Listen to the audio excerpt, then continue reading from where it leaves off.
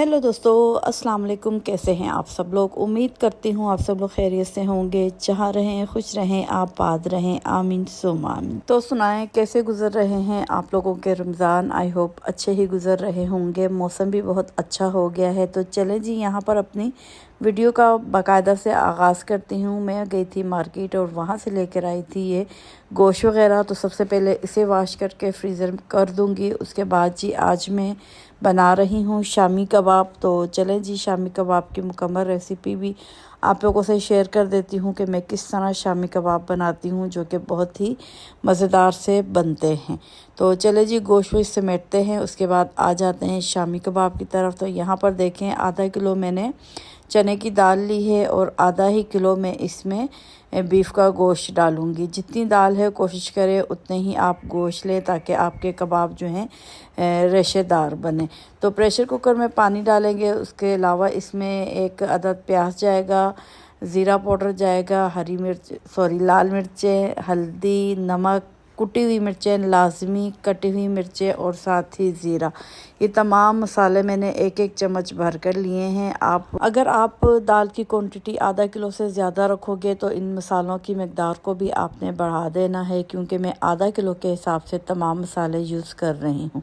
तो दाल को आधा घंटा पहले भिगो कर रख दिया था। अब मैंने दाल और साथ ही तमाम मसाले जो आपको दिखाए थे वो डाल दिए हैं। इसके अलावा अदरक लहसुन का पेस्ट इसमें डाल दूँगी। अब मैं इसे मिक्स करूँगी और उसके बाद कवर करके 1 घंटे के लिए इसे मुकम्मल तौर पर कुक कर लेंगे। 1 घंटे के बाद प्रेशर कुकर खोला है तो यहाँ पर देखें, दाल में थोड़ा थोड़ा सा अभी पानी है, लेकिन इतना ही होना चाहिए क्योंकि ठंडी होने के बाद ये अच्छी खासी थिक हो जाएगी। तो यहाँ पर सबसे पहले जितनी भी दाल है इसे निकाल कर खुले बर्तन में डालूँगी। यहाँ पर देखें गोश्त कितने अच्छे तरीके से कुक हो गया है। तो आप भी कोशिश करें कि गोश्त के जो पीस हों वो ज़रा बड़े साइज़ के लें, ताकि कबाब रेशेदार बन सके। और यही वजह होती है, जब हम गोश्त के पीस बड़े लेते हैं तो कबाब जो है रेशेदार बनते हैं। अक्सर लोगों को मैंने देखा है वो कीमे में जो है शामी कबाब बनाते हैं, जो कि बिल्कुल भी अच्छे नहीं बनते। तो यहाँ पर ठंडा होने के बाद जितना भी मिक्सचर था दाल और गोश्त का, मैंने उसे पीस लिया है। उसके बाद अब मैं इसमें शामिल कर रही हूँ पुदीना है, धनिया है और बारीक कटी हुई हरी मिर्चें हैं। तमाम मसाले हम लोगों ने पहले शामिल कर दिए थे। अब मैं इसमें हरे मसाले जो हैं वो शामिल किए हैं और उसके साथ ही इसमें एक अदद अंडा डाल रही हूँ। ये ऑप्शनल है, अगर आप इस पॉइंट पे डालना चाहते हो तो डाल दो, वरना आखिर में फ्राई करते वक्त तो हमने अंडे में शामी कबाब को डिप करना ही होता है। ये सिर्फ मैंने ये सोच के डाला है कि अक्सर घर पे अंडे मौजूद नहीं होते, इस वक्त मौजूद थे तो मैंने डाल दिया। बाय चांस जल्दी में अगर हमें शामी कबाब फ्राई करने पड़े तो अंडा इसमें पहले से मौजूद हो और शामी कबाब का जो है टूटने का ख़तरा बिल्कुल भी ना हो फ्राई करते वक्त। तो यहाँ पर तमाम हरा मसाला डालकर दोबारा से इसको मिक्स करेंगे। आपने देखा जिस वक्त मैंने दाल प्रेशर कुकर से निकाली थी तो ये कितनी इसमें पानी लग रहा था। तो अभी ठंडी होने के बाद ये अच्छी खासी जो है थिक हो गई है। तो इस तरह से मिक्स करेंगे ताकि तमाम मसाला जो हमने डाला है वो अच्छे से दाल में मिक्स हो जाए। तो अब हम इसकी बनाएंगे कबाब की टिक्कियाँ। आप किसी भी साइज़ की ये टिक्कियाँ बना सकते हो, मोटी, पतली, छोटी, बड़ी, जिस तरह आपको पसंद है आप उसी शेप की ये टिक्कियाँ बनाकर रख दो। और मैं भी इनको फ्रीज़र करूँगी। इस तरह करने से यकीन करें, शहरी में अमूमन दिल नहीं चाहता कुछ सब्ज़ी वग़ैरह जब बनी होती है खाने का, तो उसके साथ आप ये टिक्कियाँ यानी कि कबाब बने हुए तैयार होते हैं, फ्रीज़र किए हुए होते हैं, तो आप जो हो फटाफट निकाले और फ्राई करके रख दिया। तो यहाँ पर अब मैं इसकी टिक्कियाँ बना रही हूँ। तो यहाँ पर देखें जी, ये बनकर तैयार हो गई हैं। इसके ऊपर मैं इस तरह से शीट चढ़ा दूँगी और बाकी की जो टिक्कियाँ हैं उन्हें भी मैं बनाकर रख कर फ्रीज़र कर दूँगी। अच्छा, अभी मैं ये तैयार ही कर रही थी तो मैंने ऑर्डर दिया हुआ था एक रमज़ान प्लेट का, तो वो आ गई थी। रमज़ानों से पहले ऑर्डर किया था तो अब ये आई है। तो चलें जी, मैं इसे भी ओपन करती हूँ और आपको भी खोल कर बताती हूँ कि ये कैसी है। तो यहाँ पर देखें जी, ये बिल्कुल सीधी थी। निकालने के बाद इस तरीके से इसको हम लोगों ने थोड़ा सा फोल्ड किया है तो इसमें जो है गोल प्लेट की शेप बन गई है। ये माशाल्लाह बहुत खूबसूरत थी, लेकिन इसका साइज़ जो है वो बहुत ही छोटा था। बहुत ज़्यादा छोटा था। मैंने ये जो प्लेट मंगवाई थी ये सोच के मंगाई थी कि चलें जी, बंदा मस्जिद में या फिर पड़ोस में कुछ चीज़ भेजता है तो अच्छे से थाली सजा कर भेजे, तो इसमें अगर भेजूँगी तो बहुत खूबसूरत लगेगी।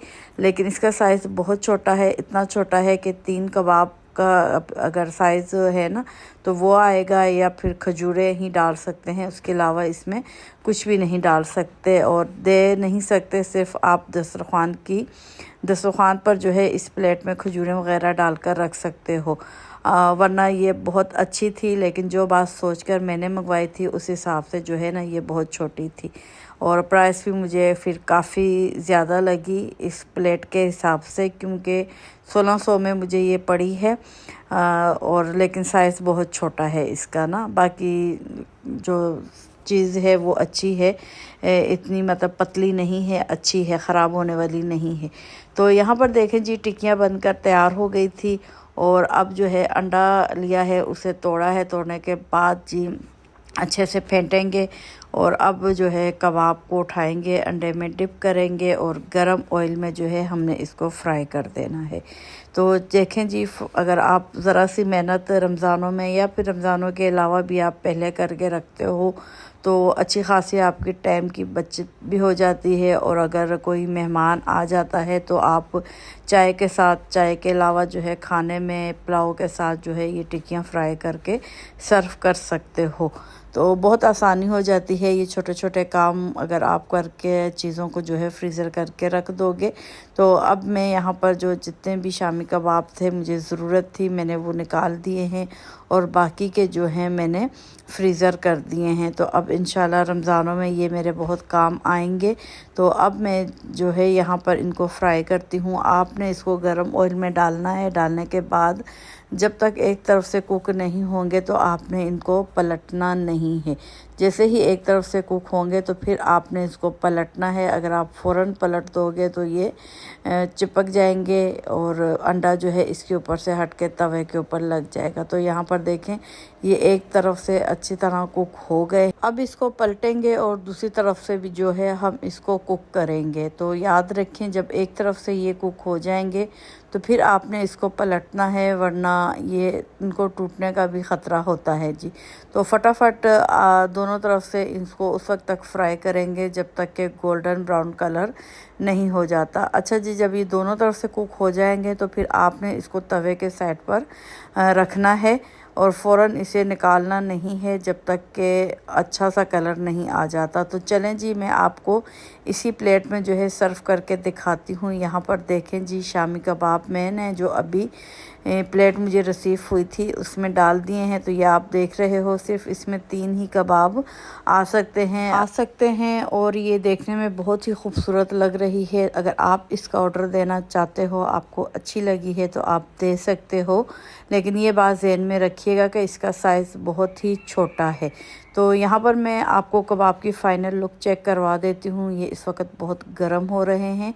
तो यहाँ पर देखें कितने रेशेदार ही कबाब बनकर तैयार हुए हैं। अगर आप भी स्टेप बाय स्टेप मेरे तरीके से फ़ॉलो करोगे तो इंशाल्लाह आपके जो कबाब हैं वो भी इसी तरह बनकर तैयार होंगे। तो ये था मेरा आज का व्लॉग, आज की रेसिपी। आई होप आप लोगों को पसंद आई होगी।